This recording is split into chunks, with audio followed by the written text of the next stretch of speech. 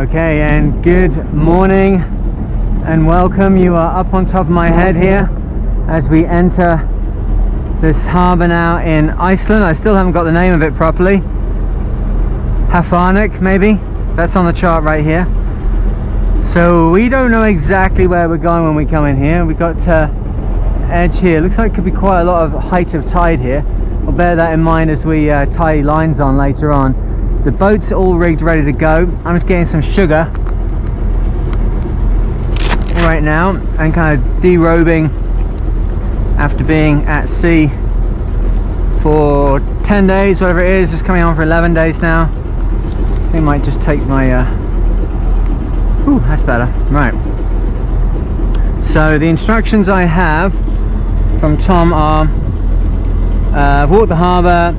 Floating piers are only 2.3 meters. Best place looks like just to your right after you enter, all the way in towards a dark green 2-story building with the white containers in front. Okay, so where's that? In fact, there is one piece of equipment that we have forgotten here. I knew there was something. I'm absolutely still calm. I'm just driving forwards. This is a piece of equipment that I forgot.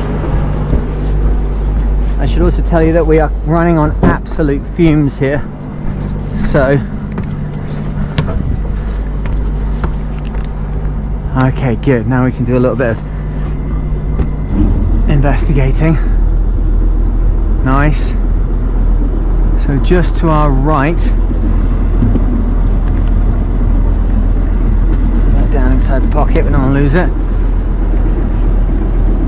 So go around the green light. Depth is 6.9 meters.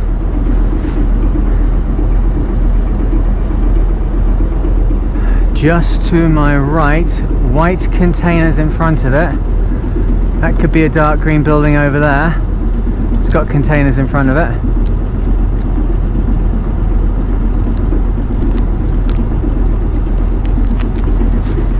Well, it's a nice morning for it, isn't it? Let's not cut this corner too fast.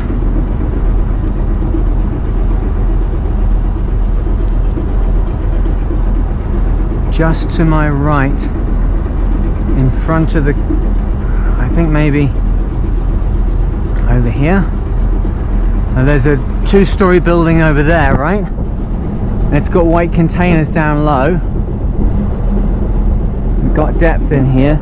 That would be here where the cross is. We've got 6 meters there, so that's perfectly okay. It's got a little jam punnet here. I'm not going to have too much, but the most likely kind of error I'm going to make now is because I'm tired and sugar. Okay, we found where we want to go. Let's get that off the deck before it gets stood on. It's funny how I know to do all these things, hey? Is it perhaps because I've done it all before? Not, well, I've done it, all the mistakes before. Let's turn this off for a second. Can you see me? Can you see me now? I'll put my face in here, no. Well, you keep looking forwards then. We had a good thing going there, didn't we?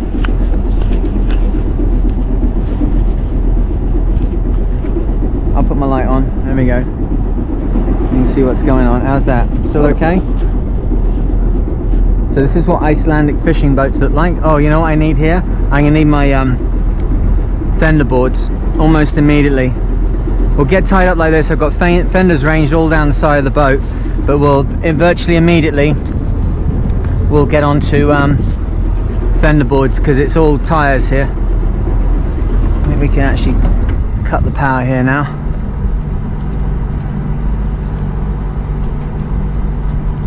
So also knowing Sod's law and knowing how that works, I'm very aware of the fact that if the engine's going to stop, it'll stop when I need it most, which is to go into reverse here. So what we could do is go lots of left and right and left and right and left and right with the rudder. That would try and slow us down a little bit. Now Tom, did he say in front of the building with the white container? Oh, okay, yeah. Does that be right down the end here? 5 meters down there. I'm reading 4.3 and that's under the keel, so we draw 4.5, so that means we look like we're halfway up a tide here now. Let's just double check that. Have we got a tide station here? We are just coming up from the bottom actually, and the tide's going to come up 1.5 meters. Okay, so that's not the end of the world.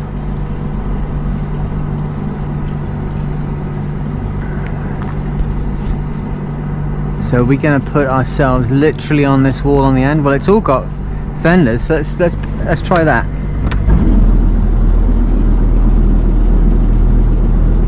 Then we don't have to walk so far. I'm sure the entrance to the marina is to the fishing area is over there where those cars are, so let's cut down our walking time. If we park over here, then we've got to walk the entire length of the dock all the time, haven't we? Alright, let's not get any more speed on than that, just in case the engine does decide that it doesn't want to play anymore. Any kind of facilities down here? 3.9 under the boat.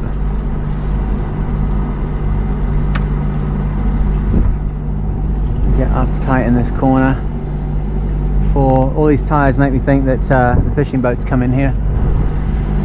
Okay, wind is just about 20-30 degrees on the starboard bow, so it should help to push the bow around, but we are going to need to get the bow line on relatively quickly. Most important line will be the stern line. That's an unpowered turn, so we have to go a little bit carefully. Well, we've got a bit more carefully by putting some power in. Speed is our friend, right?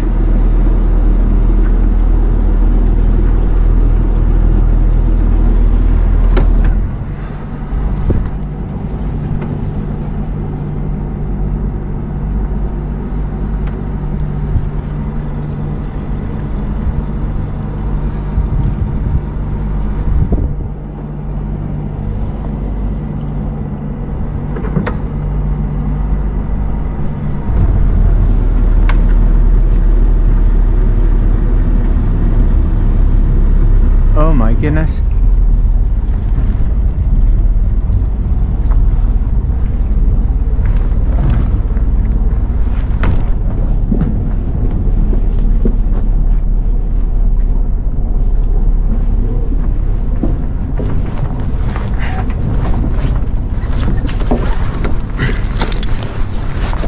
You know what that noise is?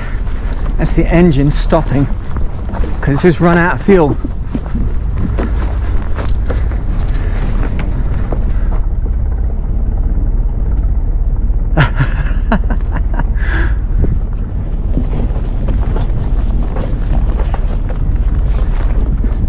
Well, you don't get footage like this on the Sailing Doodles, do you?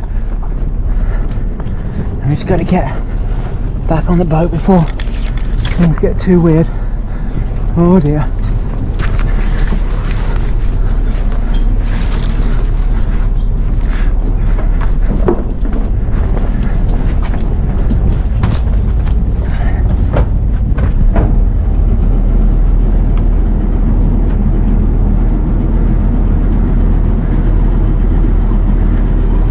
That was almost stalling.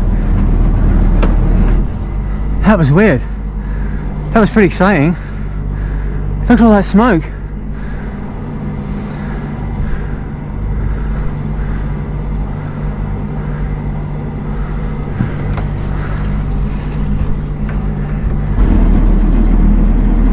Maybe I misjudged that, but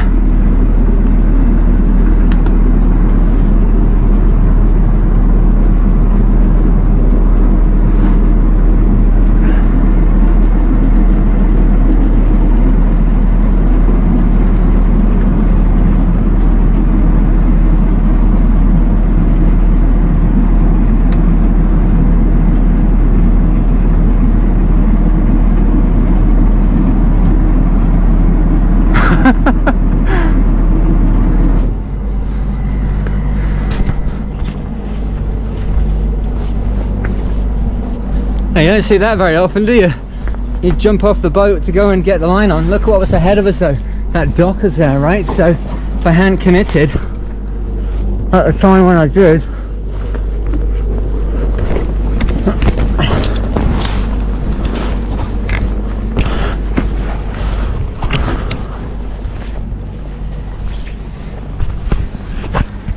I thought what was happening was that the engine was running out of fuel.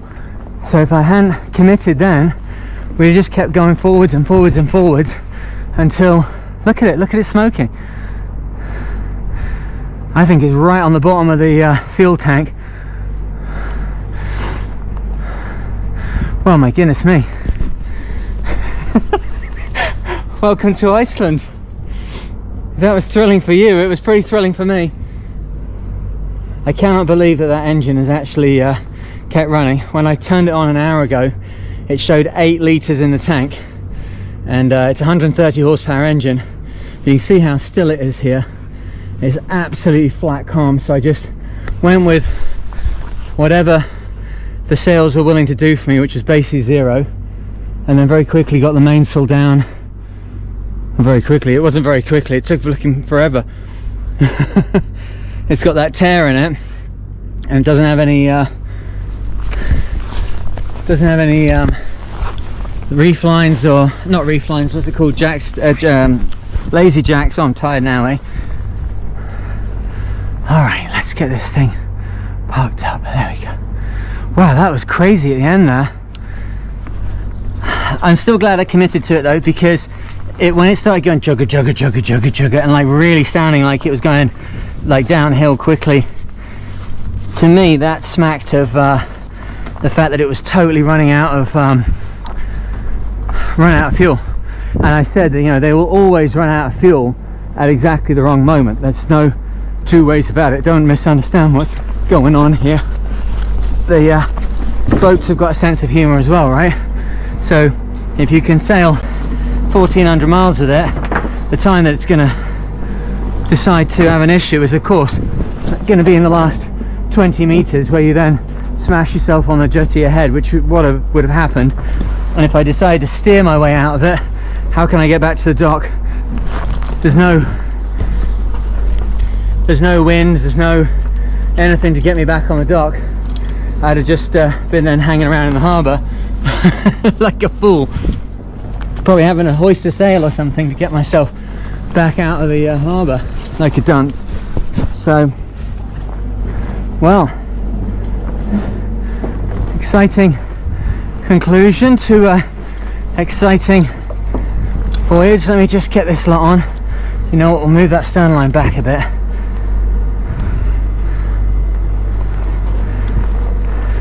You saw the manoeuvre. Once I got the stern line on, I just drove forwards against it, but then the thrust was, it was swinging the back of the boat in towards the dock, but the thrust was also pushing the back off the dock, so it only got so far in that manoeuvre, and then it had to stop because the propeller wash was physically pushing the back of the boat away. Hey, there's very little water coming out of the back of that boat. Some, but look, just piddling along. I think most of that is steam actually, but when we were docking, the situation when we were docking was definitely black smoke, right? I didn't imagine that bit. What did I? These are well worn bollards. I think we'll just go around and do something else here. Take a little little loop underneath, over the top, around the back. That's a single bit hitch. That's a really nice way, or a tugman's hitch, really nice way to secure a line. Get myself a plastic water bottle as well. Look at that. Should put it in there. There you go. Only been in Iceland 2 minutes. We're already tidying up. What's going on here, boat? Are you got a plan to stay, or what's the deal? Maybe we put on the spring, things will get better.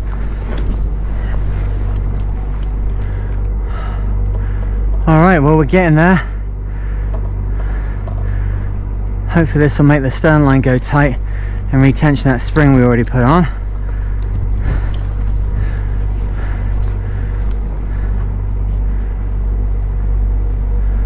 And we know the tide's going up, so we can leave the lines quite tight. You just got to be aware of the fact that, and this seems like a pretty rotten post, but I'm going to commit to it. It's painted yellow, so it must be okay, right?